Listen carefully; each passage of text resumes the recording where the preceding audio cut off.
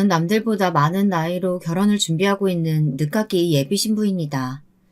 제 나이가 올해 39, 저는 41살 앞두고 결혼을 준비하게 되었습니다. 너무 늦게 결혼에 뛰어들게 된 탓일까요? 제가 겪게 된 파란만장한 제 이야기를 들어봐 주시겠어요? 남자친구와 저는 참 오랫동안 연애를 했습니다. 무려 16년이나 되는 세월을 지겹게 연애만 한 셈이죠. 둘 다 요새 말하는 비혼주의자라서 그런 건 아니냐고요? 아닙니다. 저는 무조건 마흔이 되기 전에 꼭 결혼을 하고 말리라 의지가 활활 불타오르는 쪽이었고, 남자친구는 저처럼 적극적인 건 아니었지만 그래도 결혼을 한다면 저와 한다는 쪽이었습니다. 그런 저희가 아직도 결혼에 꼴이 나지 못한 이유는 다름 아닌 시댁의 반대 때문이었습니다. 시댁 어른들, 특히나 시아버지께서는 처음부터 저를 꽤 탐탁치 않아 하셨어요. 의외죠. 제 친구들 보면 거의 다 시댁과의 갈등은 시어머니와 갈등이 99%거든요. 근데 저는 처음부터 왠지 시아버지와 갈등이 많은 편이었습니다.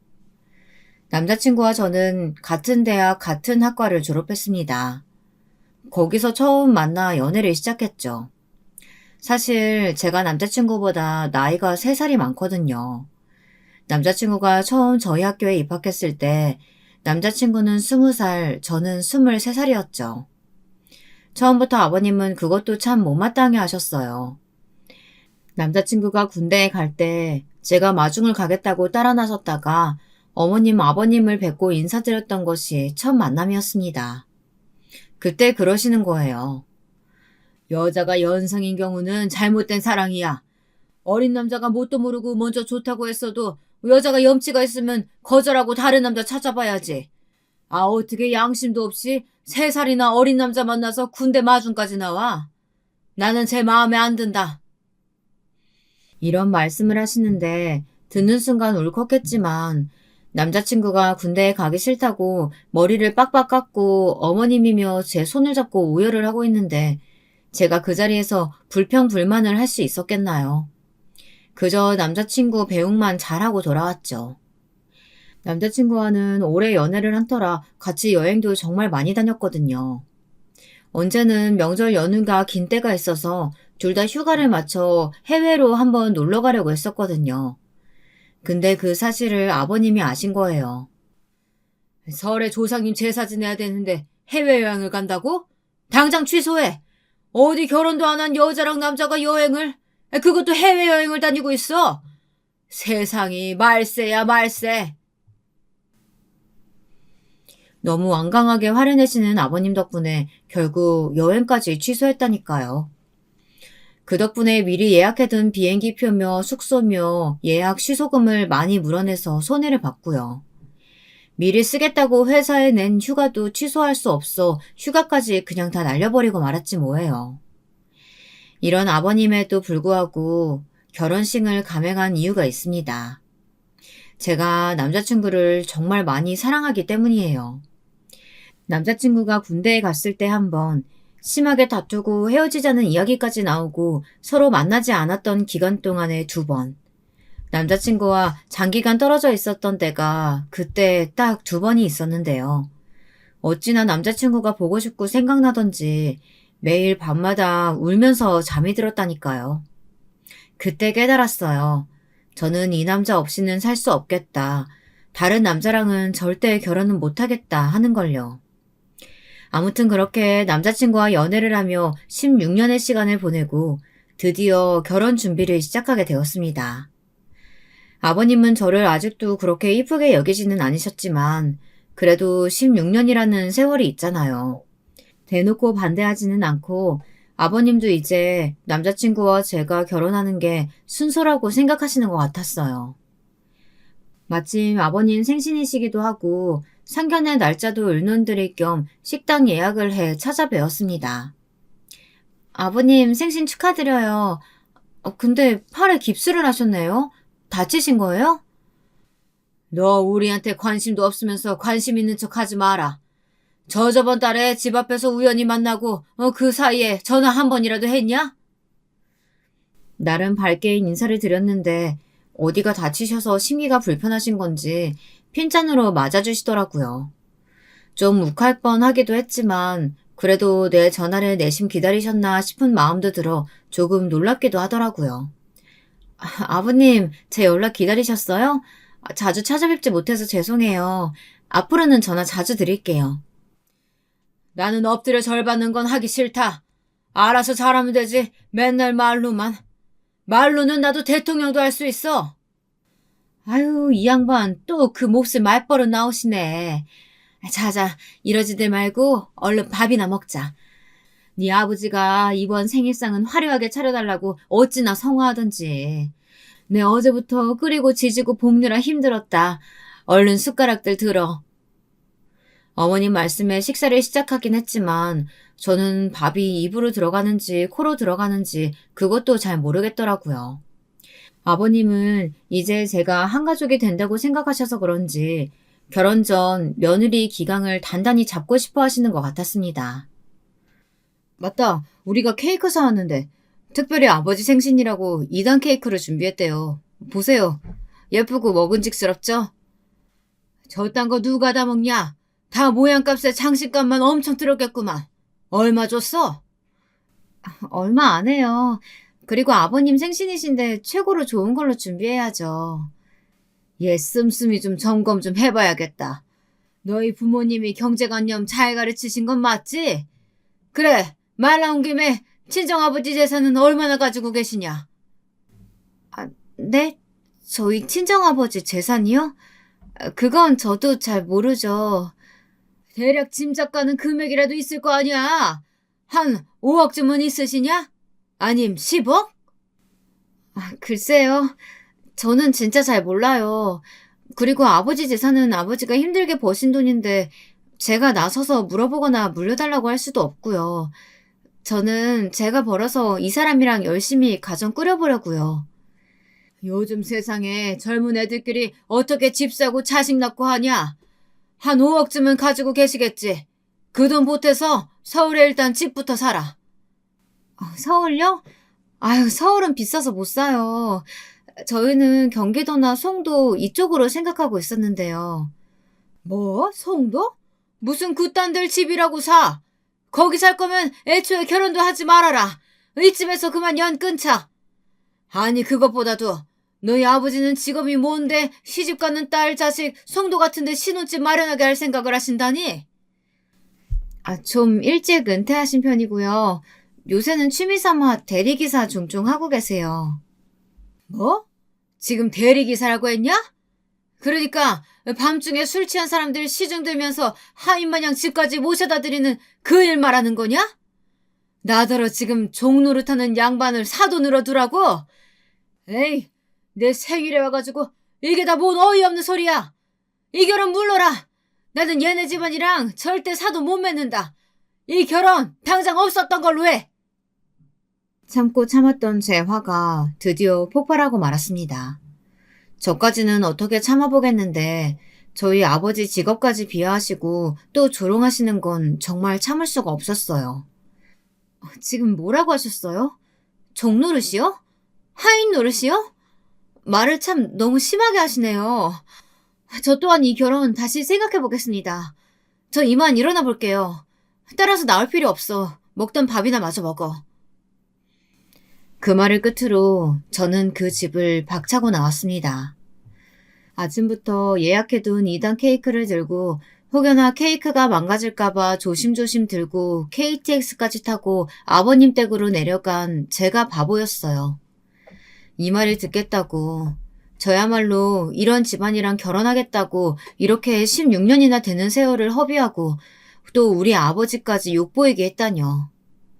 사실 저희 아버지가 대리기사를 하게 된 데는 슬픈 사연이 있었습니다. 저희 아버지는 엄마와 중매로 결혼을 하셨는데 엄마와 크게 정이 없으셨다고 합니다. 게다가 사업이 너무 바빠서 밖으로 도는 일이 많았다고 하고요. 그런데 엄마는 그렇게 아버지를 좋아하고 또 끔찍히 챙기더래요. 아버지도 그런 엄마와 정이 깊어지신 거죠. 나중에는 엄마는 그저 그런데 아버지가 엄마를 더 좋아하고 애틋하게 여기기도 했어요. 그렇게 다시 중년의 나이에 엄마랑 신혼처럼 애정어린 시간을 지내길 3년. 3년 만에 엄마는 암으로 투병 생활을 하셨고 결국은 돌아가시고 말았습니다. 아버지는 그때 정말 방황을 많이 하셨어요. 늘 듬직하고 힘이 세고 남자다우셨던 아버지. 그런 아버지가 하염없이 눈물을 흘리시던 걸 저는 그때 처음 봤습니다. 식사를 하시다가 울고, 라디오를 듣다가 울고, 길거리를 걷다가도 울고, 엄마를 무척 닮은 제 얼굴을 볼 때마다 항상 우셨죠. 한 번은 잠든 제 얼굴을 쓸어내리며 이런 말을 하신 적도 있으세요. 사람이 어리석은 게 살아있을 때는 그렇게 소홀히 대하고 귀한 줄 모르더니 이제 다신 볼 수 없게 되니까 이렇게 그리울 수가 있을까? 내 평생 쓰고 또 써도 다 못 쓸 만큼 재산이 있어도 그게 다 네 엄마 없이는 부질없는 일이란 걸 이제야 깨달았다. 아무리 후회한들 꿈속에서라도 한번 네 엄마를 다시 만나볼 수 있을까? 그렇게 하염없이 엄마를 그리워하던 아버지는 우울증 진단까지 받으셨어요. 회사도 정리하시고 술만 드시며 참 방황을 많이 하셨습니다. 그러던 어느 날, 그날도 어디서 술을 엄청 드시고는 집에 가려고 대리기사를 불러 차를 탔었는데요. 평소와는 좀 분위기가 다른 기사님이 나온 것 같더래요. 어느 동네로 가십니까? 분당 삼성빌라로 갑시다. 사장님 차도 참 좋으시고 좋은 데 사시는군요. 제가 관상을 좀 볼 줄 아는데 사장님은 언뜻 보기만 해도 돈이며 명예가 타고나신 분인 것 같습니다. 빈말이라도 듣기 좋네요. 고맙습니다. 정말입니다. 제가 대리기사 하면서 많은 분들 뵀거든요. 되게 고급 아파트나 부촌 사시는 분들은 일관적으로 관통하는 관상이 있습니다. 사장님께서는 그 중에서도 최고라고 제가 신뢰를 무릅쓰고 이렇게 말씀드리게 되네요. 그런데 사장님, 다 가지신 듯한데 어쩐지 근심이 많으신 것 같아요. 그래서 이렇게 약주도 많이 하신 거겠죠? 그런 것도 보이나요? 네. 사실 얼마 전에 제 와이프를 하늘나라로 먼저 떠나보냈습니다. 아이고 저런, 평소에 두 분이 정이 무척 깊으셨나 봅니다. 아니요. 오히려 그 정반대예요. 제가 아내한테 생전에는 정말 잘 못해줬어요. 그래서 더 후회가 되고 한이 되는 것 같습니다. 이렇게 빨리 떠나버릴 줄 알았으면 조금이라도 더 잘해줄 걸. 세상 모든 일이 다 그렇죠. 저도 사실 젊은 나이에 아내 떠나보내고 혼자 아이 키우려다 보니 살기 팍팍해서 이렇게 일 끝나고 나서도 아르바이트 삼아 대리기사를 뛰곤 합니다. 퇴근해서 애들 보는 시간이 참 짧아요. 그마저도 재워놓고 이렇게 몰래 나와 아르바이트 하는 심정이란. 사장님, 저희 와이프가 죽고 나서 제가 위로받은 시가 하나 있는데요. 너무도 감동적이어서 자주 읽다 보니 어쩌다 외워버린 시가 하나 있어요. 좀 들려드려도 괜찮으실까요? 물론입니다. 나한테도 위로를 좀 주세요. 목소리를 좀 가다듬어 보겠습니다. 제목은 행복한 죽음입니다. 행복한 죽음. 젊은 나이로 죽을 수 있다는 것도 행복하다. 푸른 줄기로 빛나는 나무처럼 싱싱한 추억으로 떠나는 여행. 오래 산다는 것이 자칫 허물만을 남기게 되는 것이라 생각하면 떠남은 행복이다. 아쉬워할 때 떠나는 것은 오히려 고맙다. 그럴 수 없는 게 다만 아쉬울 뿐. 이거 갑자기 외우려니까 좀 쑥스럽네요. 싱싱한 추억으로 떠나는 여행이라. 은근히 마음에 울림을 주지 않습니까? 와이프의 죽음을 마냥 슬퍼하기보다는 행복한 마침표가 될 수 있도록 힘을 내 아이들 키우고 저도 비슷한 마무리 짓고 떠나야겠다. 이런 생각을 들게 해주는 시라서 참 와닿았었습니다. 그렇네요. 제 마음도 기사님 만나기 전과는 확 달라진 뭔가가 느껴지네요. 참 기사님도 범상치 않은 분인 것 같습니다. 저를 위로해 주려고 아내가 하늘에서 보내준 은인 같기도 합니다. 고맙습니다. 신기하게도 아버지는 그날 그 대리기사를 만난 이후로 마음을 많이 추스리셨어요. 아버지도 그분의 소개로 대리기사 일을 취미삼아 하시게 되었거든요. 아버지가 왜 그런 일을 하시는지 의아해하는 저에게 이렇게 설명해 주셨습니다. 밤에 대리기사 일을 하다 보니 사람들은 정말 다양한 이유로 술을 마시고 또 술에 취하고 속 이야기를 털어놓더라고. 근데 그 이야기를 듣다 보면 사는 게 뭘까 하는 허무함과 의문점이 참 많이 해소되는 지점이 있지. 특히 밤에 대리기사를 하면 말이야. 알 수 있는 게 우리나라에 불륜이 그렇게 많더라고. 특히 고급 승용차 타고 다니는 사람일수록 가진 게 많으면 공허해서 그런가.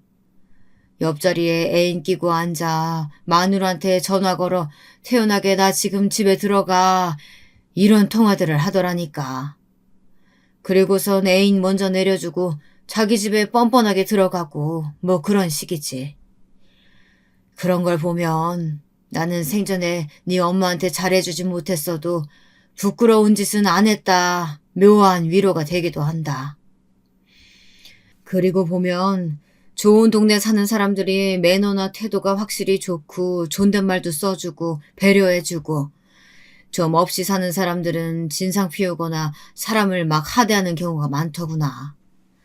선입견일지 모르겠지만 사람도 끼리끼리라고 그래도 어느 정도 격이 있는 사람들과 어울리는 것이 왜 필요한지 새삼 느끼기도 해. 다 떠나서 그 시간에 대리기사 하러 나오는 사람들은 대부분이 성실하고 어떻게든 살고자 하는 의지와 열정이 대단한 사람들이 많아. 저번에 나 태워줬던 그 청년처럼 말이야. 그 사람들과 일 끝나고 커피도 한잔하고 또 술 한 잔도 기울이다 보면 그 사람들의 생명력, 에너지, 그 팔팔한 기운 같은 것들이 내게도 전달되는 기분이지. 이러한 이유들로 아버지는 지금까지 대리기사 일을 하고 계셨고 저 또한 전혀 그게 부끄럽거나 숨길 일이 아니라고 생각했기에 떳떳하게 밝혔던 것인데 아버님께서 그렇게 심한 막말을 하시니 어찌 제가 그 자리를 박차고 나오지 않을 수가 있었겠어요. 사실 저희 아버지는요, 참 대단한 재산을 가진 분이세요. 원래 할아버지가 대한민국 부동산 대부이시고 엄마는 장학재단 이사장 딸인걸요. 엄마가 증여받은 것만 4, 50억이고 아버지가 물려받은 것만 100억 이상이고요. 서울의 건물만 4채인 분에게 종 하인을 들먹거리다니. 아버님이 정말 큰 실수를 하신 거죠. 저는 그 길로 돌아가 아버지에게 남자친구와 결혼하지 않겠다고 선언을 했습니다. 아빠, 나 이 결혼 없던 걸로 할래요. 왜? 이번에 인사드리러 가서 무슨 일이 있었어? 그게... 아니에요. 그냥 원래 그쪽 아버님이 날 별로 마음에 안 들어 하셔서 결혼해봤자 평생 좋은 소리 못 들을 것 같아서요. 아니야. 분명 무슨 일이 있었는데. 얼른 말해봐. 이 아버지가 해결 못하는 일 본 적이 있었니? 다 알아서 해줄 테니까 어서 말해봐라. 그게 아버지 직업을 묻길래 취미삼아 대리기사 일 하고 계신다고 했더니 그걸 가지고 트집을 잡아서. 뭐라고 트집을 잡아? 대리기사가 밤중에 술 취한 사람들 집까지 모셔다 드리는 종노릇을 하는 거래요. 그런 집안이랑은 절대 사돈 못 맺는다고. 기가 막힌다. 무슨 그런 막말을. 그러니까 말이야. 나도 못 참겠어서 그대로 박차고 나와버렸어. 내가 막 따지고 나왔으니까 너무 신경 쓰지 마세요. 딱 보니까 니네 시아버지 될 뻔한 분 변변한 직업도 없고 제사도 시원찮지?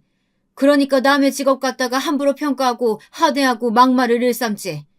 내가 가서 한번 본때를 보여줘야겠다. 그 집 연락처 좀 줘봐라. 저희 아버지 한번 화나시면 아무도 못 말리거든요. 저 또한 둔하고 자존심이 상해서 아버지가 가서 한번 크게 혼내주시면 좋을 것 같다는 생각도 들었어요. 무엇보다도 저는 남자친구가 정말 괘씸했거든요. 그래도 저랑 만난 세월이 16년이잖아요. 자기랑 결혼까지 약속한 사람이 본인 아버지에게 그런 수모를 당하고 있는데 대신 나서서 싸워주는 건 바라지도 않았어요. 말리기는커녕 그저 멀뚱히 아버님과 제 얼굴을 번갈아 볼 뿐 그렇게 나서지 않는 남자친구가 얼마나 미웠는지 아세요? 생각해보면 지금까지 아버님은 쭉 저에게 막말을 하고 하대를 하고 무시를 하셨는데 그걸 방관한 건 남자친구였더라고요. 남자친구가 제일 나쁜 놈이었어요. 멍청하게 그걸 이제서야 깨달은 거죠. 아버지는 정말로 남자친구네 집에 찾아가 문을 두드렸습니다. 내가 이 집 며느리 될 뻔했던 아이 아버지요. 지난번 일로 이야기 좀 할 게 있어서 왔습니다. 얘기는 무슨 얘기요? 애를 얼마나 버르장머리 없이 키우셨으면 어른이 아직 밥숟가락도 내려놓기 전에 자리를 박차고 소리소리 지르며 나가버리는 겁니까? 그래, 그러고 가니까 우리 아들이랑 결혼 못할까봐 걱정돼서 싹싹 빌러온 거요? 빌긴 누가 빌어? 내 딸 이따위 집구석에 시집 보낼 생각 추호도 없어. 당신 내가 누군지 알아? 누구긴 누구야. 그 잘난 대리기사 일로 종노릇하면서 밥 벌어먹는 양반이라고 들었소만.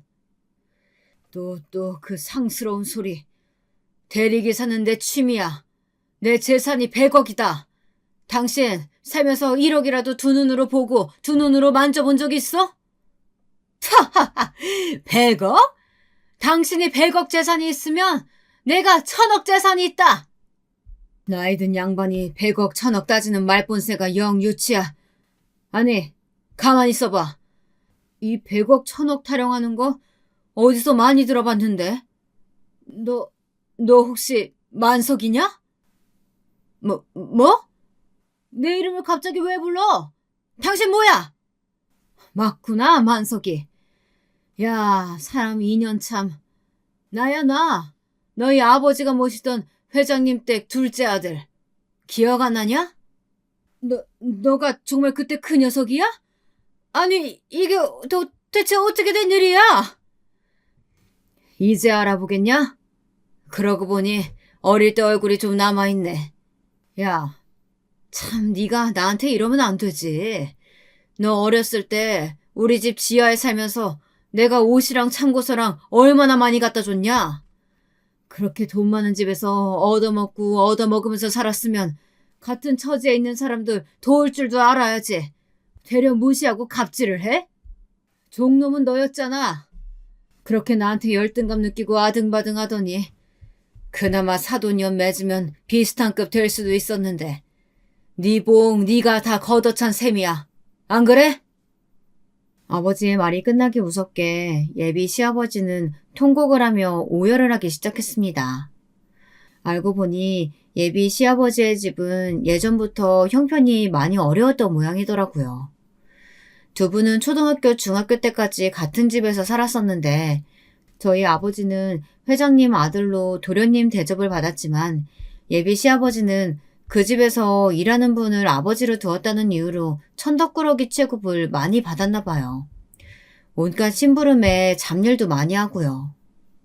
아이고, 세상살이 정말 원망스럽고 각박해서 살 수가 없네. 네 놈이 그렇게 어려서부터 나를 무시하더니 이렇게 자식들 앞에서까지 쫓아와서 나를 바다 끝까지 끌어내려야 속이 시원하겠냐? 돈 없고 백 없는 사람은 어디 서러워서 살겠어? 그래, 네 놈이라면 100억이 있겠지. 그런데 그렇게 돈이 많은 집안에서 내가 그런 말 안 했다고 해서 우리 집안이랑 사도 맺었겠어? 어차피 이 결혼 성사될 거 아니었잖아. 그럼 그냥 그런가 보다 하고 말 것이지. 왜 여기까지 와서 행패야, 행패는? 무슨 소리야. 네가 아직도 날 모르나 본데 나는 어려서부터도 그랬고 커서도 돈 가지고 째째하게 굴거나 사람 하대하고 갑질하는 그런 사람 아니다. 생각해봐라. 나 어렸을 때도 나는 너랑 정말 친하게 지내고 싶었어. 그래서 먼저 오락기 같은 것도 많이 빌려주고 같이 시내에 나가자고 꼬시기도 하고 그랬었는데 네가 자격지심에 늘 쭈뼛대고 내가 뭘 해줘도 감사하게 받지 않고 꼬아서 생각하니 어디 거지 적선하냐고 도리어 화내고 그랬던 거 아니야? 이번에도 그래. 나는 너희 집에 대해서 정말 자세히 몰랐다. 그냥 우리 딸이 좋다고 하니까 인사까지 보낸 거야. 어차피 우리 집에 돈이 많으니까 한쪽만이라도 돈이 많으면 기울기를 어느 정도 맞출 수 있겠다 싶었어. 너 그거 모르지? 나는 애들 결혼하면 매달 생활비로 300만 원 이상씩 통장으로 넣어주려고 했다. 그 돈이 무슨 돈인 줄 아냐? 내가 대리기사에서 버는 돈이다. 내가 그 돈이 뭐가 필요하겠어. 취미 삼아 하는 일이지만 그래도 내가 의미 있게 번 돈이라 의미 있게 쓰고 싶어서 나중에 손자 손녀라도 생기면 교육비로 쓰게끔 그렇게 주려고 했다.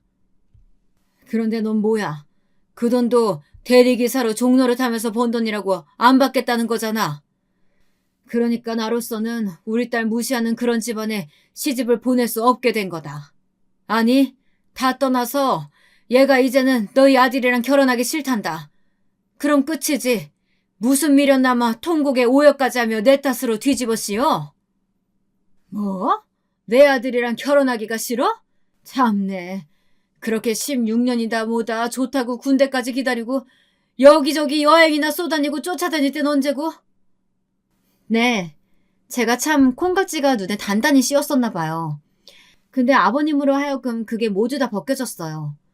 저를 볼 때마다 참 무시하시고 막말에 기분 나빴었는데 저희 아버지 집에서 더부살이 하던 분이셨어요? 진작에 이 사실 알았더라면 저도 당하고만 있지는 않았을 텐데요. 오히려 잘 됐네요. 이 남자랑 결혼하면 제 인생이 참 불행해질 뻔했어요. 아버님은 제 은인이세요. 정말 감사합니다. 모진 말로 그나마 남아있던 정까지 뚝 떨어지게 해주셔서요. 뭐? 너 지금 우리 아빠한테 말 다 했어? 웃긴다. 내가 그렇게 수모당할 때는 가만히 있더니 왜? 자기 부모 욕하는 건 못 참겠어? 그럼 우리 아버지 욕할 땐 왜 가만히 있었어? 너도 속으로 은근히 우리 아빠 대리기사 한다고 무시한 거 아니야? 그래, 솔직히 그런 마음도 있었다. 네가 너희 아버지 재산 말도 안 하는데 내가 니네 집에 부자인지 거진지 어떻게 알아? 솔직히 막말로 대리기사 장인어른 두고 싶어하는 남자가 대한민국 세상 청지에 어디 있냐? 네가 이제 본성이 드러나네. 이런 걸 좋다고 16년이나 만난 내가 바보지. 그래, 그만둬. 깔끔하게 헤어지자. 더 들을 말이 뭐가 있겠습니까? 저는 남자친구에게 마지막 이별을 고하고 아버지를 모시고 그 집을 떠났습니다. 집에 오는 길에 얘기를 들어보니 남자친구 아버지는 저희 아버지에게 보통 열등감을 가진 게 아니었더라고요. 글쎄 두 분이 어렸을 때 한 집에 살고 같은 초등학교, 중학교에 다녔다고 했잖아요. 초등학교 때 이런 안타까운 일들도 있었다고 하네요. 아무래도 예비 시아버지의 댁이 저희 아버지 집에서 심부름 등 소일거리를 하며 살다 보니 예비 시아버지도 그런 일을 해야 할 때가 참 많았다고 합니다. 특히 저희 할아버지가 그런 상명하복 이런 걸 참 좋아해서 온 가족이 하인 노릇을 하며 굽신거리도록 만들었다나요. 남자친구의 할머니, 그러니까 예비 시아버지의 어머니에게는 명절 제사 음식 만드는 걸 시키는 건 당연했고 김치 담그기부터 할머니의 잔심부름까지 차라리 가정부로 정식으로 드리면 되는데 그런 것도 아니고 그냥 내킬 때마다 심부름을 시키는 걸 좋아했대요. 예비 시아버지에게도 마찬가지였고요. 글쎄 저희 아빠와 예비 시아버지가 동갑내기이니까 둘이 같이 놀 때도 있잖아요. 그럼 내기도 하고 그랬는데 그럴 때마다 저희 아버지가 꼭 이기는 걸 저희 할아버지 눈으로 봐야 직성이 풀리셨대요. 만약에 저희 아버지가 지고 예비 시아버지가 이기면 아주 난리가 나는 거죠. 그러다 한 번은 두 분이 중학생 때 읍에서 큰 경시대회 같은 게 열렸는데 아버지와 예비 시아버지 둘 다 거기 나갈 자격을 얻게 된 거예요. 예비 시아버지는 그때가 절호의 기회였죠. 정정당당하게 공부로 그동안 한 번도 못 이겨본 저희 아버지를 이겨볼 기회요. 누구보다 열심히 공부해서 아버지보다 더 높은 상장을 받고 싶었나 봐요. 그래서 정말 코피가 터지게 공부에 공부를 했는데 막상 경시대회 당일날이 되니 저희 할아버지가 예비 시아버지를 경시대회에 나가지 못하게 한 거예요. 듣자 하니 너도 수학 경시대회에 나간다고? 네, 그렇습니다. 내 개인적인 일을 부탁해서 미안한데 우리 애가 입이 짧아서 국이랑 밥이 뜨끈하지가 않으면 몇 술 뜨지 않는 거 알고 있지? 그래도 점심은 든든하게 먹어야 애가 머리가 핑핑 돌아가 문제도 술술 잘 풀어낼 거 아니냐. 그래서 말인데 그날 경시대회는 포기하고 집에서 대기하고 있다가 엄마가 도시락 싸주는 거 그거 가져다가 시험장에 갖다 주면 좋겠는데. 그럴 수 있지? 그러자 예비 시아버지는 격렬하게 반항했다고 해요. 한 번도 그런 적이 없었는데 막 머리를 할아버지 턱 밑까지 들이대고 막 소리를 질렀대요. 제가 왜 그래야 돼요? 하루쯤 식은 밥 먹으면 어디가 어때서요? 그렇게 먹이고 싶으시면 직접 가져다 먹이시던가요. 돈이 많으면 다예요? 그놈의 돈. 100억, 1000억 가져도 그렇게 굴면 안 되는 거 아니냐고요. 회장님, 100억쯤 있어요? 그럼 내가 나중에 쳐서 1000억 벌게 되면 회장님이랑 쟤랑 막 부려먹어도 되는 거죠? 그 광경을 본 남자친구의 할아버지, 그러니까 예비 시아버지의 아버지가 막 달려나와 예비 시아버지의 뺨을 막 때려버렸대요. 지금 여기가 어디라고 감히 누구 앞에서 큰 소리야? 정신 나갔어? 아유, 죄송합니다, 회장님. 얘가 요새 밤낮으로 잠도 안 자고 책만 들여다보더니 제정신이 아닌가 봐요. 제가 단단히 주의시키겠습니다. 그리고 도련님 도시락도 제가 책임지고 갖다 주라고 하겠습니다. 이까놈이 나가봤자 도련님 발꿈치에도 못 따라갈 텐데요. 괜히 거길 나가겠다고 고집을 부려가지고 죄송합니다. 그러면서 저희 할아버지에게 연신 머리를 조아리는 걸 보고 예비 시아버지는 울면서 집을 뛰쳐나갔대요. 그 뒤로 아무런 소식이 없었다고 하고요. 그런 두 분이 지금 와서야 이렇게 우연히 다시 만나게 된 거였어요. 그 사연을 들으니 아버님의 그 대단한 자격지심과 막말이 어느 정도 이해가 가긴 했어요. 그래서 그렇게 성격이 삐뚤고 괴팍하게 된 거였구나. 참 안타깝다는 생각이 들었고요. 저는 그렇게 남자친구와 헤어졌고 다른 남자와 만남을 시작하게 되었어요. 이번에는 아버지에게 비밀로 하고 연애를 시작했죠. 그 이유는 지난번에 아버지에게 시를 읊어주었던 그 대리기사와 사랑에 빠졌기 때문이에요. 그 대리기사, 아니 오빠라고 할게요. 오빠랑은 남자친구와 파혼하기 전부터 알고 지냈던 사이였어요. 아빠가 첫 만남 이후로 오빠를 너무 좋아하고 각별히 여긴 나머지 주기적으로 만남을 이어오셨거든요. 몇 번 집에 초대해서 술자리를 갖기도 하셨어요. 저에게도 친오빠처럼 다정하게 대해줘서 저도 잘 따르곤 했었는데요. 남자친구와 헤어지고 맘고생을 왜 안 했겠어요. 사실 정말 힘들긴 했어요.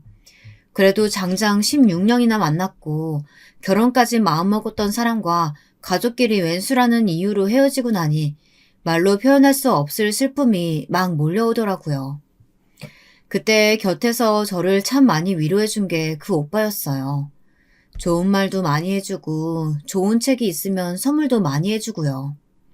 아버지가 왜 그렇게 오빠가 한 말에 감동을 받고 우울증도 나으시고 이렇게 가까이 지내면서 좋아하시는지 알 것 같았어요. 오빠만 만나면 남자친구로 인한 힘듦이 없어지고 그나마 견딜 수 있었거든요. 둘이 자주 만나 속 이야기를 나누다 보니 오빠의 딱한 사정도 듣게 되었는데요. 그것도 참 제 마음을 움직이는데 큰 원인이 되었습니다. 오빠의 딸과 아들이 엄마 없이 자라는 가슴 아픈 이야기를 듣고 있으면 제 안에 있는 모성애가 꿈틀거리는 것 같았죠. 제가 오빠의 와이프가 되고 아이들의 엄마가 되어 아픈 상처들을 보듬어주면 어떨까. 이런 생각을 저도 모르게 하고 있더라고요. 그렇게 하루, 이틀, 일주일, 한 달, 매일같이 만나다 보니 저희는 자연스럽게 연인이 되어 있었습니다. 아버지에게는 절대로 비밀로 했죠. 우리 아버지가 오빠를 예뻐해도 사윗감으로 쉽게 받아들이지는 않을 것 같았거든요. 아내와 사별하고 홀로 아이들을 키우는 남자를 만난다는 걸 환영할 부모가 어디 있겠어요. 그렇게 몰래 만남을 이어가던 중이었습니다. 꼬리가 길면 밟힌다고 했던가요? 오빠와 헤어지기 아쉬운 마음에 몰래 집 앞 골목길에서 손을 잡고 이런저런 이야기를 하고 있는데 갑자기 불쑥 아빠가 나타나는 건 아니겠어요. 내 요즘 둘이 수상하다고 생각했어. 설마 했는데 너희 지금 여기서 둘이 뭐 하고 있는 거냐? 설마 내가 생각하는 그거 맞는 거 아니지? 아빠, 미국으로 며칠간 투자 겸 여행 가신다고 해서 그런 줄 알았는데 어떻게 이렇게 빨리 들어오셨어요? 지금 그게 중요한 게 아니잖아. 자네가 한번 이야기해보게. 내가 자네를 얼마나 믿었는데 어떻게 나한테 이럴 수가 있어? 죄송합니다. 진작에 말씀드리고 인사도 드렸어야 했는데 본의 아니게 숨기게 되었습니다. 정말 죄송합니다. 지금 내 딸을 심심풀이 연애 삼아 만나는 건가? 아니면 혹시나 결혼까지 마음먹고 만나는 거야? 둘 다 말이 안 돼. 내가 자네 사정 뻔히 아는데 어떻게 이럴 수가 있냐고. 남자친구와의 일에도 유연하게 대처하셨던 아버지는 오빠와 제가 둘이 있는 걸 목격하시고는 그대로 무너지고 말았습니다. 내가 얘를 키우면서 정말 정성 들여 키웠어. 애가 태어났는데 조그만 게 너무 예쁘고 귀해서 와이프한테도 없던 정도 막 생길 정도였는데 얘도 크면서 얼마나 예쁜 짓을 많이 하면서 날 행복하고 기쁘게 해주는 줄 알아? 남의 자식들은 사춘기다 뭐다 한 번씩 부모 속 썩인다는데 얘는 공부도 잘해, 착실해, 아빠한테 늘 살갑게 굴어. 그러면서 내 속 한 번 썩인 적이 없었어. 그런데 그런 애가 이렇게 남자 문제로 나를 2번씩이나 힘들게 할 줄이야. 저도 제가 이렇게 될 줄은 정말 몰랐습니다. 제가 아버지 속을 썩이려고 작정하고 그랬겠나요. 저에게도 아버지의 반응은 좀 놀랍긴 했습니다. 아버지가 오빠를 탐탁지 않게 생각할 줄은 알았지만 이렇게 면전에서 완강하게 반대할 줄은 몰랐거든요. 오늘은 아무래도 너무 갑작스럽고 놀라셔서 경황이 없으신 것 같습니다. 멀리 다녀오셨으니 여독도 있으셨겠죠. 오늘은 이만 쉬시고 저는 다음번에 정식으로 다시 찾아뵙겠습니다. 놀라게 해서 다시 한번 죄송하단 말씀 드립니다. 그럼 쉬십시오, 사장님. 오빠는 다음을 기약하며 그렇게 떠났고 저는 아빠를 모시고 집에 들어가 간곡히 매달렸습니다. 아버지도 오빠 정말 좋아했잖아요. 요즘 사람들 같지 않게 성실하고 착하고 진국이라고. 그런데 왜 그렇게 반대하는 거야? 오빠가 대리기사라서? 그럼 오빠도 예전에 그 예비 시아버지랑 다를 게 뭐가 있어. 오빠한테도 그러면 안 되는 거잖아. 오빠가 키우는 애들 때문에 그러세요? 나 사실은 애들도 몇 번 이미 만나봤어. 애들이 오빠 닮아서 얼마나 착하고 순한데 벌써부터 날 따르기도 하고. 저 자신 있어요. 딱 한 번만 허락해주면 안 될까? 앞으로 잘 사는 모습만 보여드릴게. 아빠, 제발. 그래, 사람 하나만 보면 참 곱고 올바른 사람이지. 근데 아내랑 이혼한 것도 아니고 사별을 했잖아. 저번에 이야기 들어보니까 그 여자가 첫사랑이라던데. 남자는 말이다. 한 번 빠진 첫사랑은 평생 잊지 못하는 법이다. 더군다나 서로 정이 떨어져서 헤어진 것도 아니고 안타깝게 아내 떠나보냈는데 평생 마음 한구석에 전부인 묻어두고 얼마나 그리워하면서 살 건지 상상이나 할 수 있겠어? 게다가 애들까지. 넌 그 자리 들어가면 그냥 그 전부인 빈자리 대신하는 것밖에 안 돼. 배울 만큼 배웠고 집안 좋고 인물 빠지지 않는 너 같은 애가 왜 그런 자리로 시집을 간다고 난리란 말이야. 니네 엄마도 하늘에서 이 사실 알면 오열하실 거다. 나중에 이 아버지가 죽어서 엄마 얼굴 어떻게 보게 하려고 그러냐? 절대 안 돼. 절대 안 된다. 차라리 그때 걔 전에 만나던 그 만석이 아들 놈이 훨씬 나. 그나마 그 놈은 새 장가라도 드는 놈이지. 벌써 헤어진 사람 얘기는 왜 꺼내고 그러세요? 아무튼 저 이번에는 절대 못 헤어져요. 둘이서라도 어떻게든 다시 시작해볼 테니까 그렇게 아시라고요. 그렇게 저는 아버지께 으름장을 놓았고 기왕에 걸린 거 오빠와 대놓고 연애를 하기 시작했습니다. 그래야 아버지도 빨리 포기를 할 것 같았거든요. 그런데 말입니다.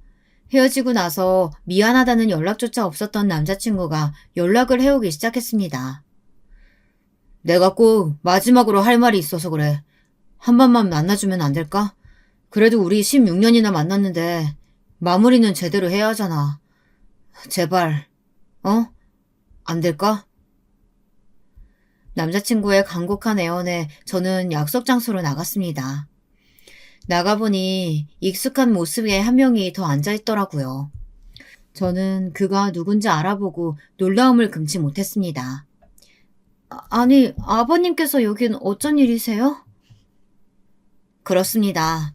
남자친구는 저에게 말도 없이 아버님을 대동하고 나온 것이었습니다. 내가 너를 볼 면목은 없지만 그래도 너에게 꼭 사과는 해야 할 것 같아서 이렇게 예를 시켜서 너를 불러냈다.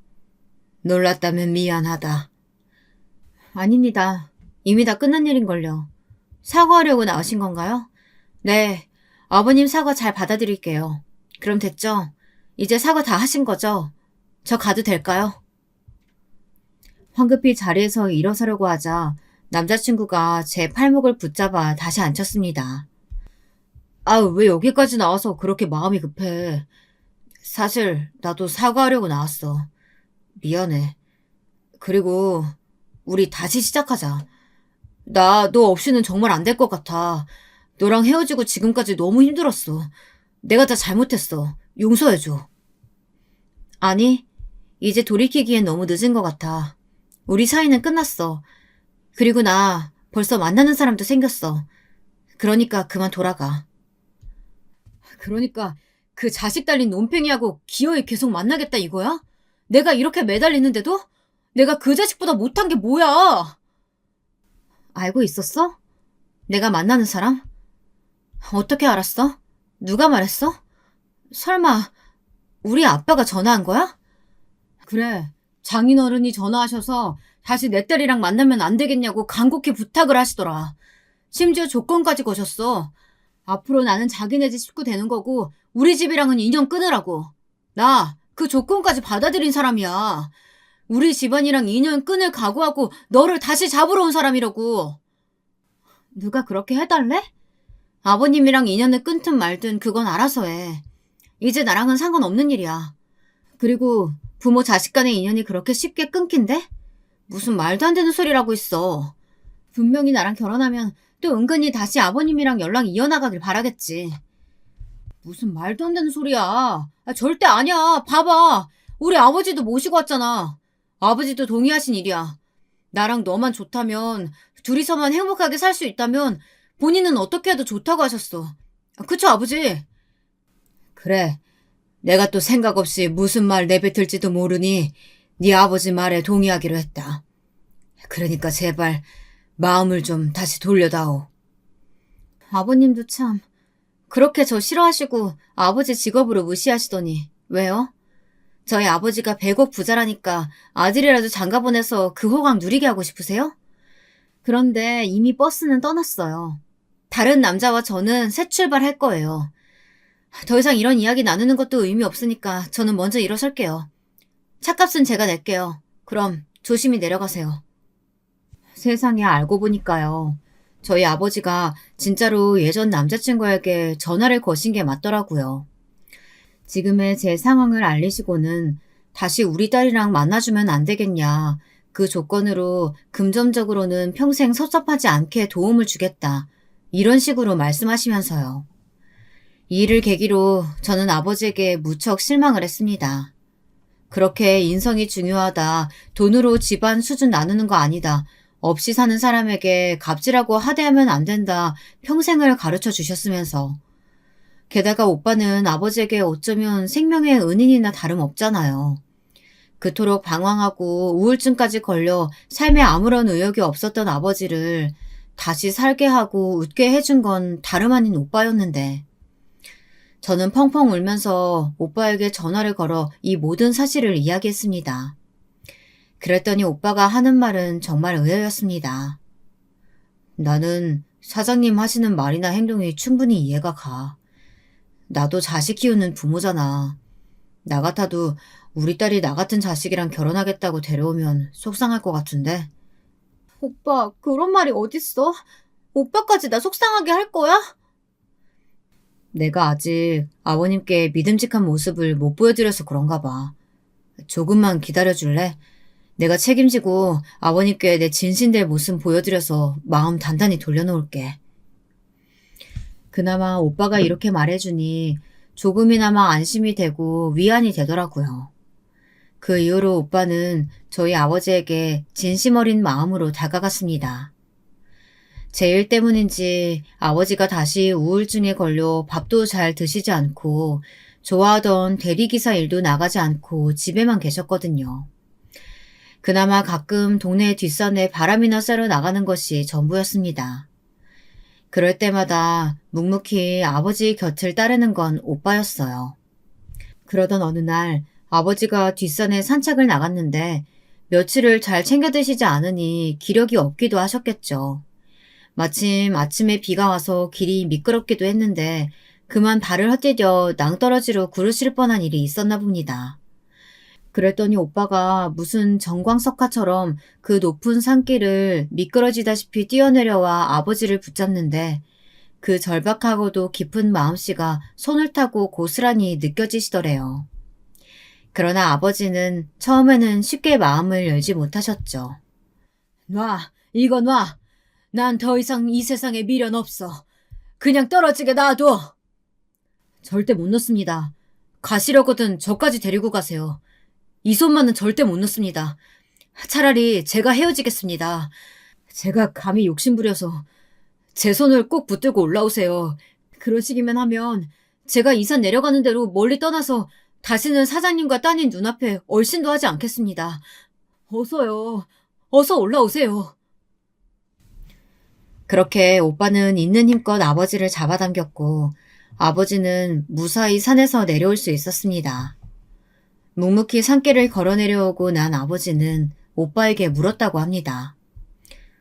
진짜로 내가 멀리 떠나라고 하면 어쩌려고 나를 구했나. 정말 떠날 생각입니다. 그동안 신세 많이 졌습니다. 좋은 추억 가지고 가게 해주셔서 감사합니다. 자네는 끝까지 날 못난 사람으로 만드는구만. 그래, 내가 졌네. 내 딸이랑 교제 허락하네. 단, 일단은 교제하는 것까지만이야. 결혼은 차차 생각해보기로 하게. 네? 정말이십니까? 사장님, 감사합니다. 정말 고맙습니다. 앞으로 더 최선을 다해서 열심히 살겠습니다. 고맙습니다. 그렇게 오빠는 겨우겨우 아버지의 허락을 받아내었고 지금은 저와 결혼을 준비하고 있습니다. 놀라운 게 뭔지 아세요? 요즘 저희 아버지도 새로운 사랑에 빠졌다는 겁니다. 바로 손주 사랑에 빠지신 겁니다. 할아버지, 저희 왔어요. 어제는 학교에서 제일 좋아하는 사람 그리기로 했는데 저 할아버지 얼굴 그렸어요. 여기요. 할아버지 닮았죠? 정말 할아버지랑 똑 닮게 아주 잘 그렸구나. 아니, 가만 보자. 제일 좋아하는 사람 그리기 했는데 아빠도 아니고 이모도 아니고 이 할아버지를 그렸어? 아유, 아주 영광인데? 네, 저는 할아버지가 이 세상에서 제일 좋아요. 할아버지, 얼른 어제 가르쳐 주셨던 장기 그거 마저 가르쳐 주시면 안 돼요? 어제 배운 거 까먹을까봐 한숨도 못 잤단 말이에요. 그래야지. 얼른 이리 와서 앉아봐라. 아, 내 장기판을 어제 어디다가 뒀더라. 이렇게 손자는 손자대로 무척 예뻐하시고요. 소녀는 소녀대로 또 얼마나 끔찍해 하시는데요. 소녀와는 늘 소꿉놀이며 공주놀이 하느라 시간 가는 줄을 모르십니다. 아, 그때 그 질척이던 전 남자친구는 어떻게 됐냐고요? 어떻게 되긴요.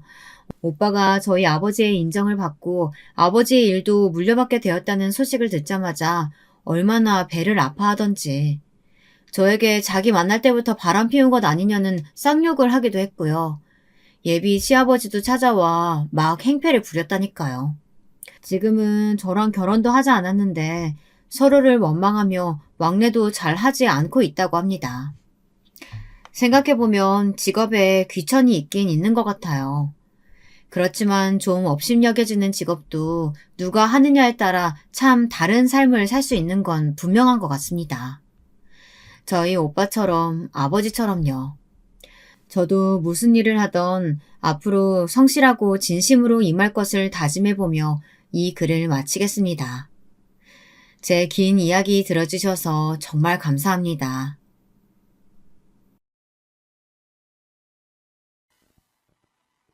안녕하세요.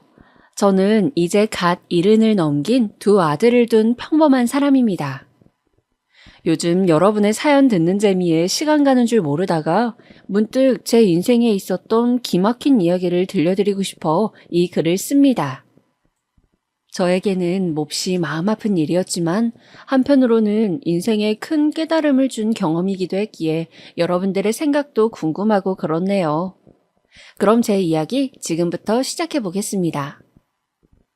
저는 두메산골에서 7남매 중 둘째로 태어났습니다. 제가 살던 동네는 버스도 1시간에 한 대 오곤 해서 저는 항상 동생들과 학교를 한참 걸어 다녔어야 했어요. 흙길을 걸어 다니며 중학교를 겨우 졸업하고 저는 생계전선에 나서게 되었습니다. 처음에는 동네 바느질 거리를 어머니와 함께 받아와서 바느질 요령을 배워서 어머니와 바느질을 하다가 나중에는 근처 도시에 있던 미싱 공장에 다니게 되었습니다.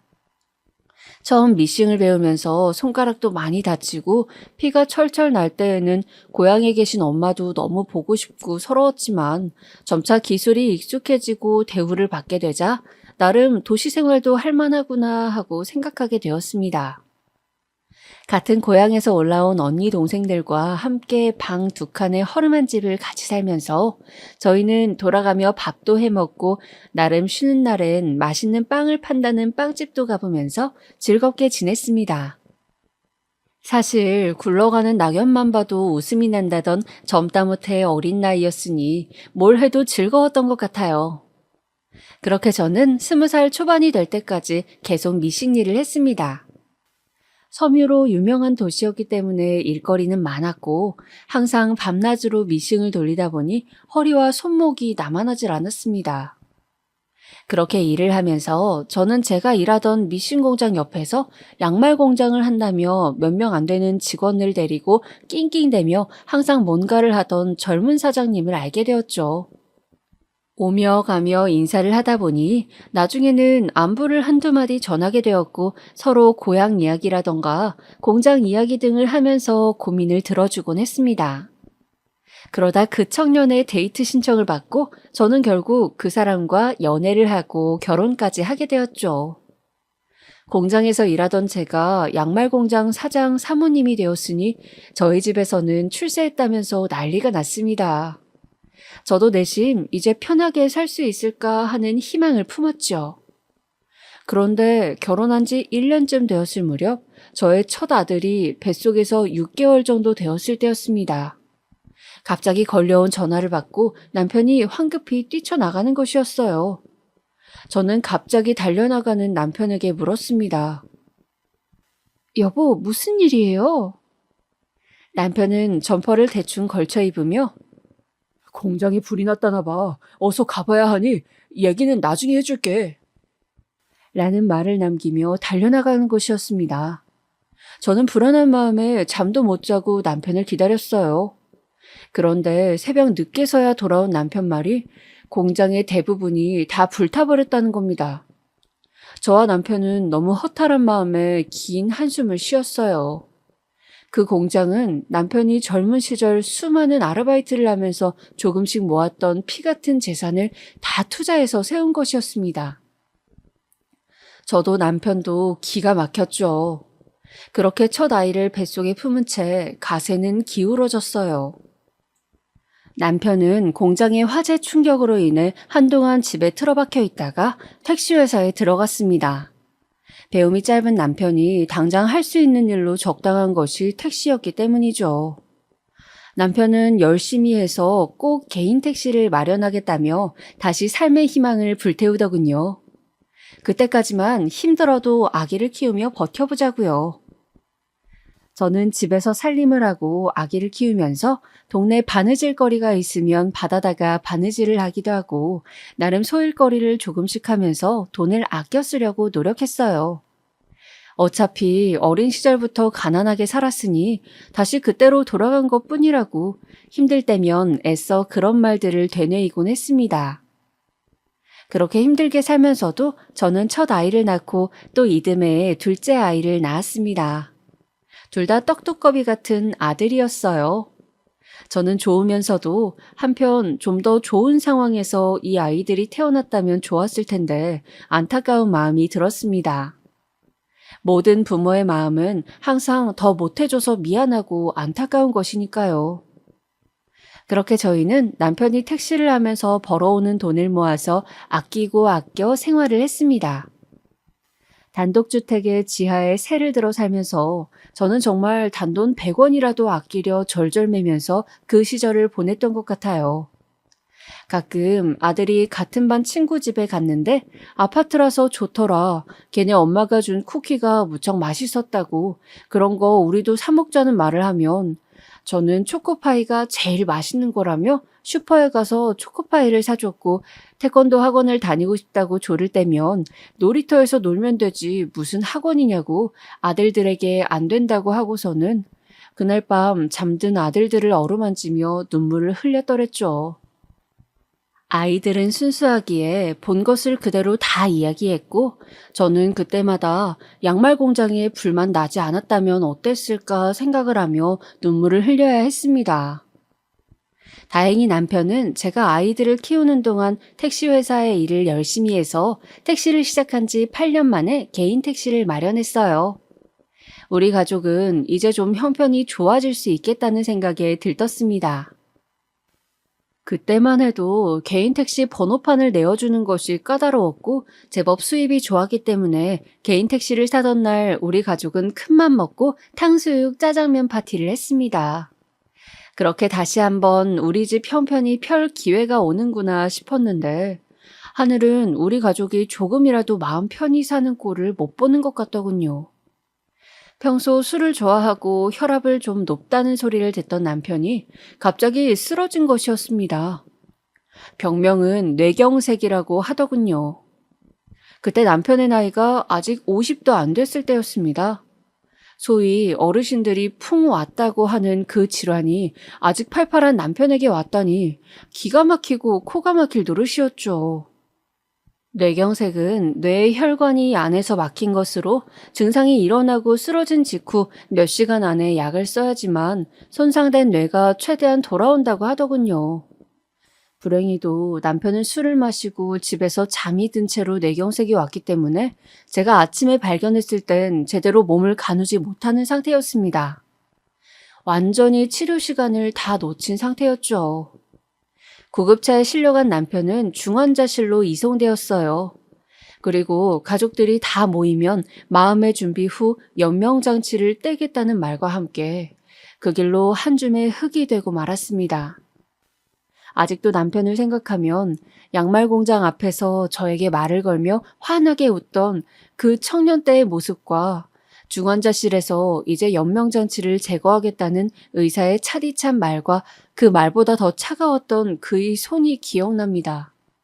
정말 얼음장처럼 차가운 그 손을 잡고 저는 막 고등학생이 된 큰아들과 중학생이었던 둘째를 붙들고 하염없이 세상이 무너지는 기분을 느끼며 울었었죠. 어떤 정신으로 장례를 치렀는지도 기억이 나질 않습니다. 그렇게 저는 한창 나이의 아이들의 교육비를 벌어야 하는 신세가 되었죠.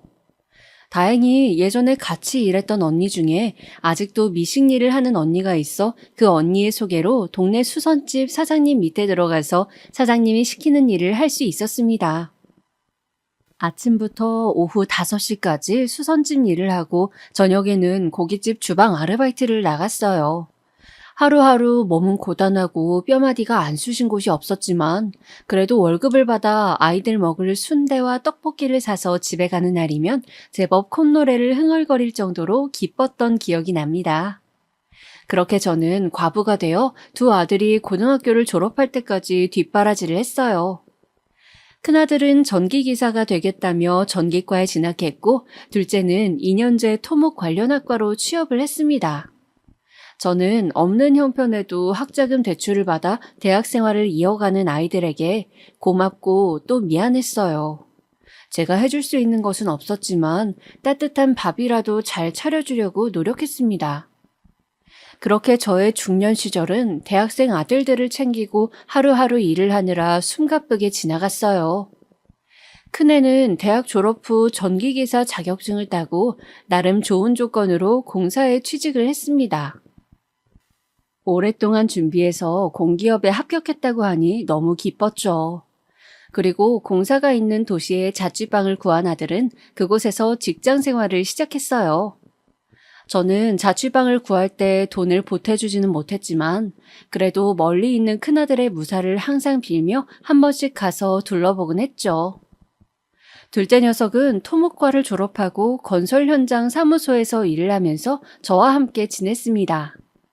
가끔 집안에서 담배를 피워대서 벽지가 누렇게 되고 빨래를 구석에 처박아 놓는 것 말고는 다 큰 아들과 지내는 것도 괜찮았어요. 그런데 어느 날 큰아들이 저에게 다가오는 주말에 집에 내려오겠다고 소개할 사람이 있다는 것이었습니다.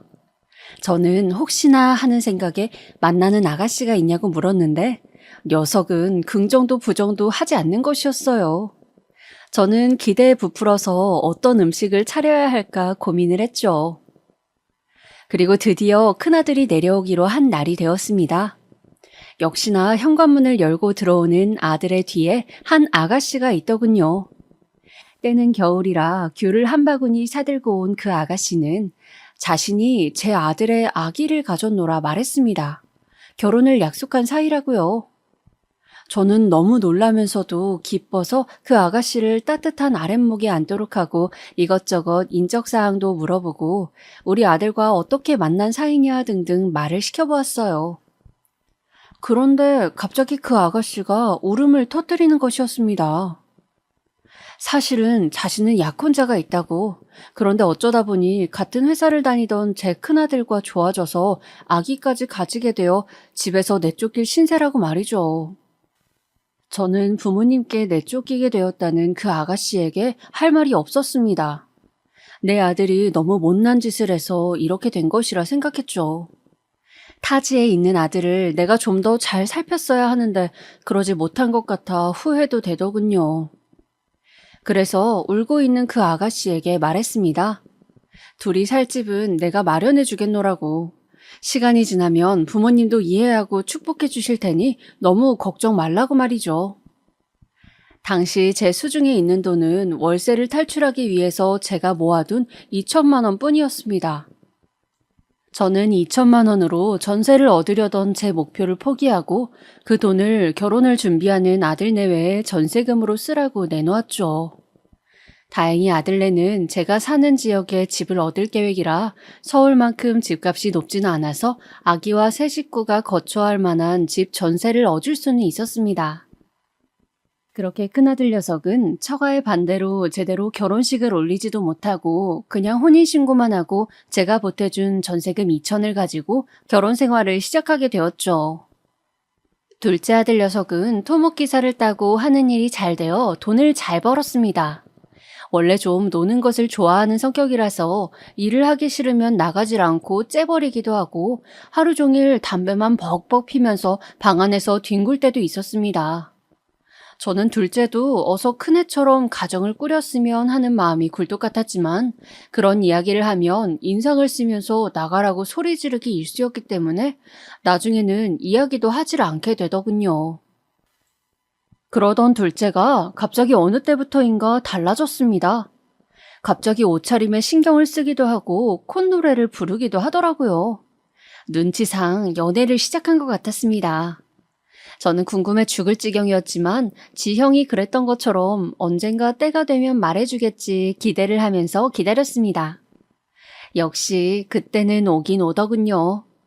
어느 날 저는 동네 시장에서 장을 봐서 늦은 귀가를 하고 있었어요. 그런데 어떤 젊은 남녀가 우리 집 골목 어귀에서 서로 끌어안고 있는 것이 아니겠어요? 저는 어머 남사스러워라 하면서도 흘깃흘깃 그들을 훔쳐보았습니다. 그런 풋풋한 젊음이 좋아 보이기도 했거든요. 그런데 어쩐지 커플 중 남자의 모습이 낯이 익더군요. 네, 그 남자는 바로 제 둘째 아들이었습니다. 놀란 나머지 정은아! 하고 부르자 엄마? 제 아들놈은 얼굴이 시뻘개진 채 화들짝 놀라면서 안고 있던 팔에 힘을 풀더군요. 그리고 그 팔에 가려져 있던 아가씨가 황급히 저에게 고개를 숙이고 인사를 했습니다. 앳되고 순진해 보이는 복숭아빛 뺨을 가진 아가씨였어요.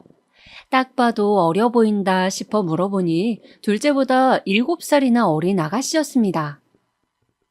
둘이 어떻게 만났는지 물어보니 공사 현장에 있는 한밭집 딸이라고 하더군요. 오며 가며 밥을 먹고 하다 보니 엄마를 도와 서빙을 하던 이 아가씨와 농담 한두 마디 정도 나누면서 서서히 친해졌는데 제 아들이 용기를 내서 영화를 보러 가자고 했대요. 그렇게 만나게 된 지 3달이 되어 간다고 했습니다. 저는 길에서 끌어안고 있었던 모습이나 또 첫째 며느리와 달리 대학도 나오지 않은 그 여자아이가 좀 탐탁지 않았어요. 그래도 제가 뭘 해줄 형편도 안 되고 그동안 해준 것도 없기에 말릴 입장도 아니라는 생각에 길에서 끌어안고 그러지는 말라고 당부를 하고 그냥 아가씨를 바래다 주라고 하고 집에 들어왔습니다. 그 후로도 눈치상 둘째 놈은 그 앳된 아가씨를 만나는 것 같았어요. 데이트 다녀오냐고 물어보면 긍정도 부정도 하지 않더라고요.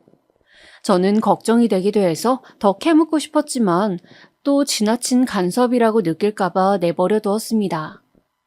그러던 어느 날 같이 저녁으로 된장찌개를 먹고 있는데 둘째가 저에게 결혼 이야기를 꺼냈습니다. 엄마, 나 결혼을 해야 될 것 같은데.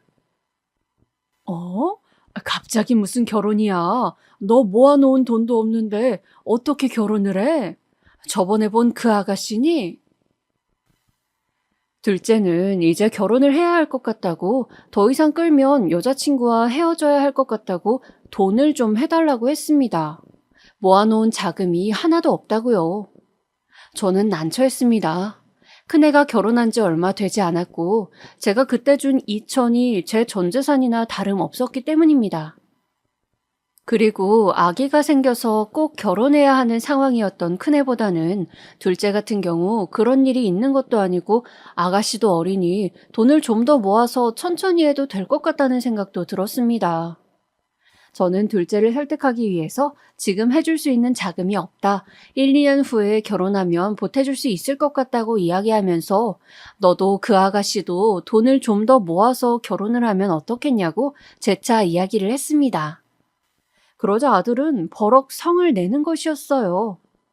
자신은 지금 결혼을 꼭 해야겠다고 계속 우기는 것이었습니다. 저는 아들을 설득하다가 결국 아들의 고집에 포기하고 결혼을 허락하고 말았어요. 대신 결혼 자금은 대줄 수 없다고 못을 박았습니다. 그렇게 둘째는 기어이 그 어린 아가씨와 결혼을 했습니다. 아가씨는 한밭집 일을 도운 것 말고는 또렷한 직업이 없어서 둘째가 공사장 토목 일을 하면서 생계를 유지해 갔습니다. 그렇게 제 둘째 며느리가 된 그 아이는 제가 느낀 첫인상과는 달리 참 괜찮은 아이였습니다. 가끔 명절에나 과일을 들고 찾아올 뿐 전화나 연락이 잘 없는 첫째 며느리와 달리 살갑게 자주 저를 챙겼어요. 시도 때도 없이 전화를 걸어 일상의 시시콜콜한 이야기로 수다를 떨고 날이 추우면 장갑을 사오기도 하고 봄에는 딸기를 사오고 여름에는 물김치를 담아오는 등 큰아들, 작은아들보다도 오히려 자식 노릇을 하는 것이었습니다.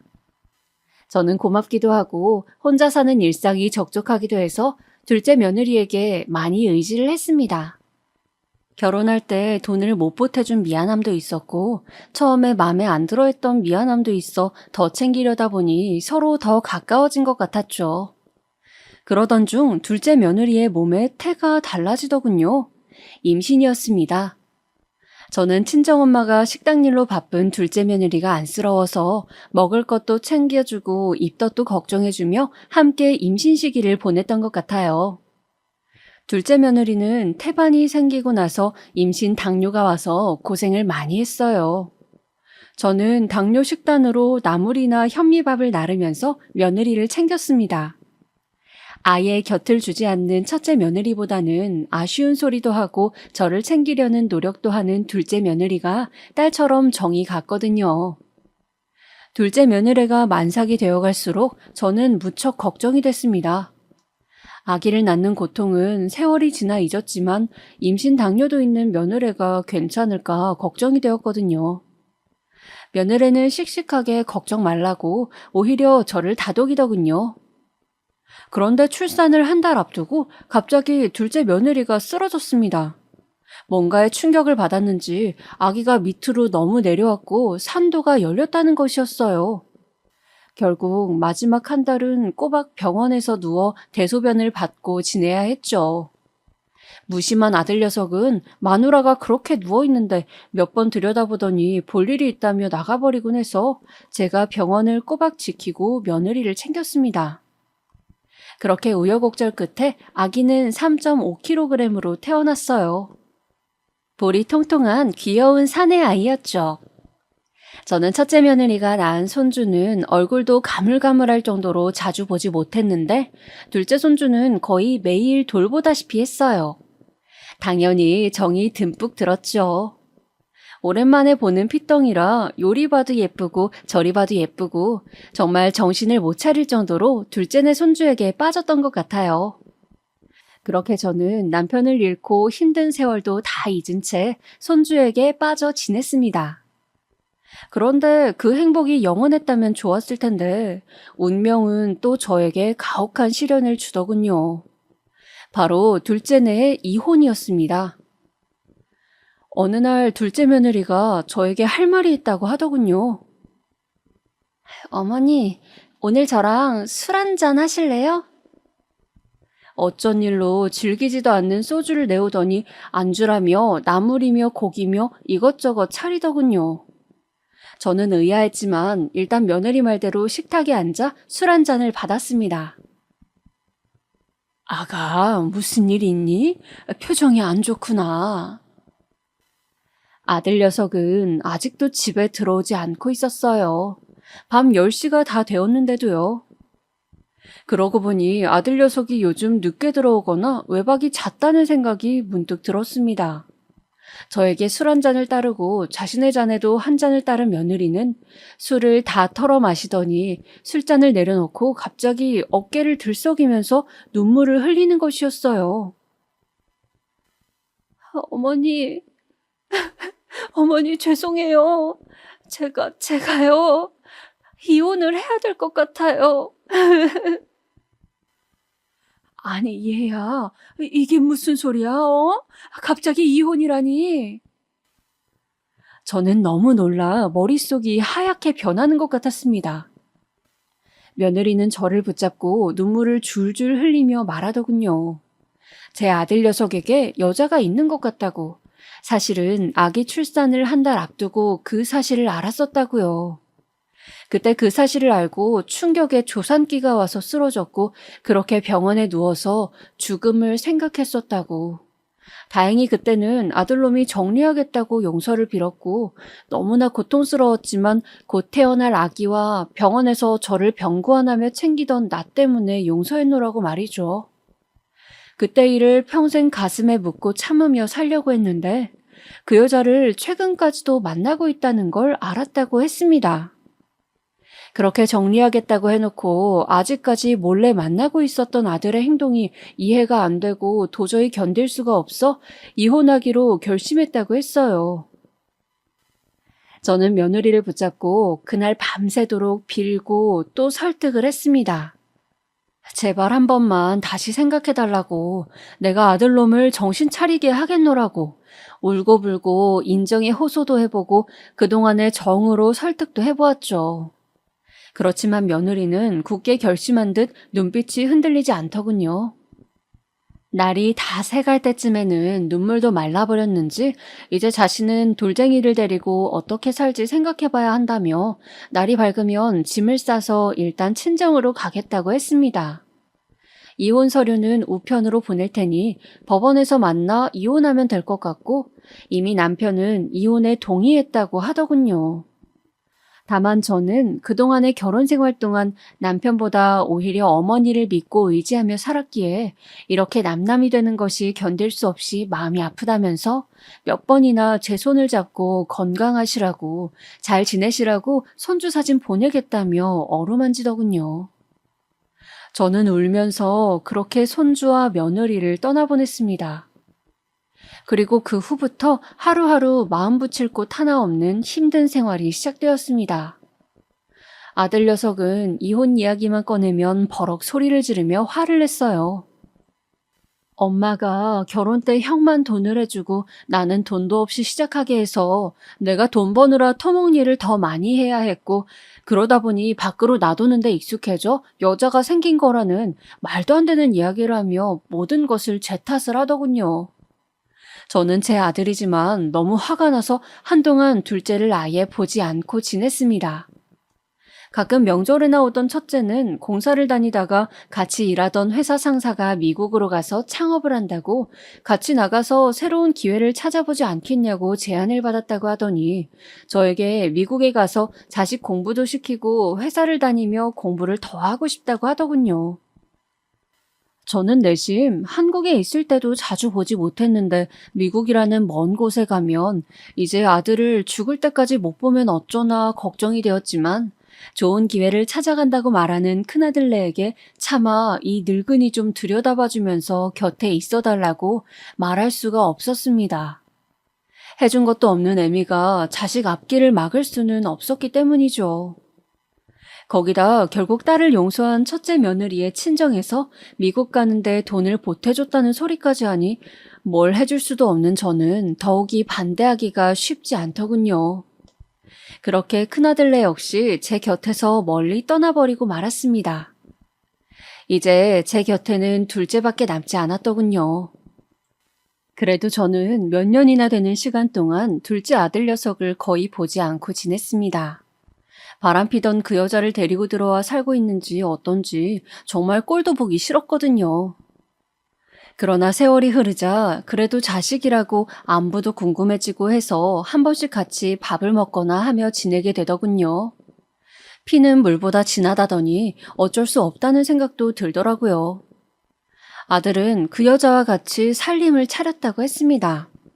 혼인신고는 하지 않았지만 만나보면 좋은 사람이라는 걸 엄마도 알아줄 거라고 저에게 잘 지냈으면 좋겠다고 설득을 하더군요.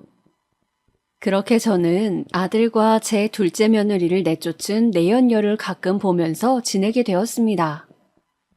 시간은 그렇게 흘러 저는 어느덧 60대 중반이 되었습니다. 확실히 나이가 들수록 기력도 예전만 못하고 변비가 있는 것도 아닌데 대변에서 자꾸 피가 묻어나오더군요. 한두 달 정도 이러다 말겠지 했는데 피는 사라지지 않았습니다. 저는 뭔가 이상하다는 생각에 동네에서 제법 큰 내과로 갔습니다. 의사 선생님은 정밀 검사를 해야 한다고 하시더군요. 저는 결국 그렇게 대장암 2기 판정을 받았습니다. 수술은 가능하지만 쉽진 않고 이후 항암 치료를 해야 한다고 했습니다. 저는 둘째에게 미안하지만 내가 아프니 날 한동안 좀 챙겨줘야겠다고 했어요. 너네 집에 좀 들어가서 신세를 져야겠다고요. 둘째는 조금 놀란 듯 덤덤하게 제 이야기를 들었습니다. 그러자 그동안 어머님 하면서 저한테 아양을 떨던 그 불려씨가 표정을 싹 바꾸면서 말하더군요. 이 집에 들어오신다고 하면 제가 나가야 할 것 같다고요. 저는 기가 막혔지만 어차피 내 아들 인생 망친 년이니 그냥 이참에 아들에게서 떼어냈으면 하는 생각도 들더군요. 아들은 그렇게 그 여자를 떠나보내고 저와 둘이 지내게 되었습니다. 어찌저찌 보험 들어놓은 것으로 진단금을 받고 수술은 했는데 항암을 하는 과정은 생각보다 더 고통스러웠어요. 독한 약의 부작용으로 머리털도 뭉텅뭉텅 빠지고 머리도 어지럽고 토하는 일도 잦았습니다. 불면증이 심해 수면제 처방도 받았습니다.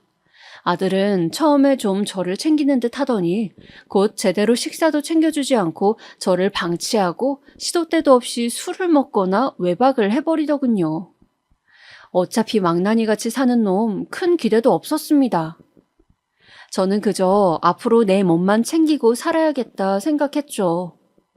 대장의 일부를 수술로 떼어낸지라 식사는 굉장히 중요했어요. 되도록 과일이나 야채를 많이 먹어야 했고 가공식품을 피하고 하루 한 끼는 죽 등 가볍게 먹으려고 노력했습니다. 나이 든 몸에 혼자서 음식을 하며 식단을 하자니 너무 서러웠어요. 가끔 기력이 없을 때면 죽을 소분해서 사와 하루 종일 그걸로 끼니를 때우기도 했습니다. 거기다가 항상 신선식품 위주로 먹어야 하고 저렴한 가공식품을 먹을 수 없어 식비도 많이 들더군요. 저는 암에 걸린 후 소일거리 삼아 하던 바느질 일조차 하지 못하게 되어 그저 보험금 나은 것을 아껴 쓰고 있었기 때문에 하루하루 앞날이 걱정되었습니다. 아들은 점점 집에 돌아오지 않는 텀이 길어졌어요. 이제는 일주일씩 연락도 않고 전화도 받지 않은 채 저를 그냥 버려뒀어요. 하루는 옆집에서 낚시를 해서 회를 쳐왔다고 하면서 맛 좀 보시라고 해서 아주 오랜만에 회를 한 접시 먹었는데 그 길로 복통이 와서 배를 잡고 대굴대굴 굴렀습니다. 나름식을 조심해야 하는데 한 번 정도는 괜찮을 줄로 알고 회가 너무 맛있어 보여 먹었다가 정말 고생을 며칠이나 하게 되더군요. 아들이 집에 없는데 배가 너무 아파서 마룻바닥에 쓰러져 배를 부여잡고 이러다가 혼자 죽어서 며칠 후에 발견될 것 같다는 생각을 했습니다. 어쩌다가 내 신세가 이렇게 됐는지 열심히 산다고 살았는데 그냥 남편 죽을 때 나도 같이 따라 죽을 걸 자식들 건사하겠다고 열심히 산 세월은 아무도 알아주지 않는구나 싶고 세상이 원망스러워 하염없이 눈물이 흐르더군요. 그 후에도 오랫동안 저는 불면증에 시달렸습니다. 수면제를 먹고 버티면서 우울증이 올 수 있으니 조심하라는 소견을 받았는데 실제로 우울증이 온 것 같았어요. 거기다 돈을 벌 능력이 없는데 그동안 아껴 썼던 보험금도 이제 다음 날이면 바닥날 지경에 이르렀습니다. 둘째 녀석은 아예 제가 보기 싫고 귀찮아서 제낀 것인지 한 달이 넘는 시간 동안 연락도 없이 집에 오지 않았습니다. 미국에 있는 첫째에게 전화를 해서 돈을 타낼 순 있었지만 저는 그냥 민폐 끼치지 말고 죽고 싶다는 생각을 계속했어요. 암이 재발하지 않는다면 80까지는 살 텐데 10년도 넘는 세월을 계속 자식들에게 손 벌리면서 어떻게 사나 그런 생각이 들며 그냥 세상을 등지고 싶더군요. 높은 곳에서 뛰어내릴까 아니면 어차피 수면제 처방을 받고 있으니 약을 모아서 먹을까. 저는 여러 가지 생각을 하다가 수면제를 먹기로 결론을 내렸습니다. 그리고 죽기 전날 어차피 마지막인데 싶어 평소에 먹고 싶어도 암 때문에 조심했던 삼겹살을 실컷 먹었어요. 혼자 고깃집에 앉아 삼겹살과 된장찌개, 돼지 껍데기까지 시켜서 먹는데 그렇게 꿀맛이더군요. 맥주도 한 잔 시켰어요. 시원한 그 맥주를 마시며 저는 저 자신에게 이별 인사를 했습니다. 그동안 고생했다. 내일 편안하게 갈 수 있을 거야. 아픈 몸으로 더 이상 고생하지 말고 그냥 깔끔하게 이 세상에서 사라지자. 누굴 원망할 것도 없고 그저 나는 내 딴에 할 수 있는 일들을 하며 열심히 살았으니 그걸로 됐다. 입은 웃고 있었지만 하염없이 눈에서는 눈물이 흘렀습니다. 아무도 알아주지 않았던 내 인생. 여보, 나 이제 당신 보러 갈게. 나 고생 많았다고. 당신은 어깨 두드려주겠지? 조금만 기다려. 그래도 그렇게 저만의 만찬을 하고 나니 죽음을 맞이할 용기가 나더군요. 그렇게 저는 그날 집으로 돌아와 깊은 잠을 자고 다음날 아침 죽 한 그릇을 비운 다음 이혼 후 단 한 번 편지로 받아본 둘째네 손주의 사진을 손에 꼭 쥐고 수면제 몇 시발을 삼켰습니다.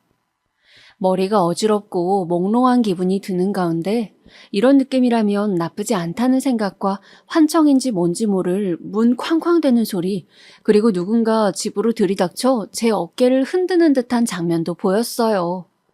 둘째 며느리를 꼭 닮은 젊은 여자였습니다. 저는 죽는 와중에 둘째 며느리가 보고 싶은 걸 보면 내가 그 아이에게 정말 정이 들었나 보다 생각을 하며 정신을 잃었습니다. 얼마나 시간이 지났을까요? 환자분! 환자분 깨어나셨어요? 약을 많이 드셔서 위세척을 했어요. 괜찮으세요? 저 치료비를 좀 나중에 낼 수는 없을까요? 네? 제가 지금은 돈이 없어서 이명순 환자분이시죠? 치료비 보호자분께서 다 납부하셨습니다. 예? 보호자요? 그때였습니다. 어디선가 또각또각 구두 소리가 들리더군요. 저는 무의식 중에 고개를 돌렸어요. 그곳에는 마치 잡지 모델처럼 선글라스를 끼고 고급 옷을 휘감은 어떤 멋진 여자가 있더군요. 그런데 그 여자가 선글라스를 벗고 저를 보며 허리를 90도로 숙여 인사를 하는 것이 아니겠어요? 고개를 든 그 여자는 세상에 제 둘째 며느리였습니다. 둘째야? 아니, 네가 어찌 둘째야? 저는 털썩 그 자리에 힘이 풀려 주저앉고 말았어요. 오랜만에 본 둘째가 너무 반갑고 또 초라한 내 신세가 서럽기도 했습니다. 둘째는 주저앉은 저를 다정하게 부축하며 일으켜 세우더군요. 눈물을 글썽이면서 저를 바라보는 그 아이를 보니 저는 갑자기 살아나서 좋다는 생각이 들었습니다. 저는 그동안 너무나 둘째 며느리가 보고 싶었나 봐요. 저도 잘 모르고 있었지만요. 그렇게 10년 만에 만난 저는 둘째를 따라 차를 타고 둘째의 숙소로 갔습니다. 그곳은 우리 지역에서 제일 좋은 고급 호텔이었어요. 저는 어안이 벙벙해서 둘째를 흘끔 살폈습니다. 뭔가 많이 달라진 듯한 그 아이의 형편이 신기했어요. 도대체 어떤 일이 일어나서 부자가 된 걸까 궁금하더군요. 목적지인 호텔방에 도착해서 둘째는 푹신한 소파에 저를 앉히고는 이야기를 시작했습니다. 홧김에 이혼한 후 돌쟁이 아기를 안고 친정으로 간 둘째는 처음에는 친정 어머니 식당 일을 도우며 지냈다고 해요.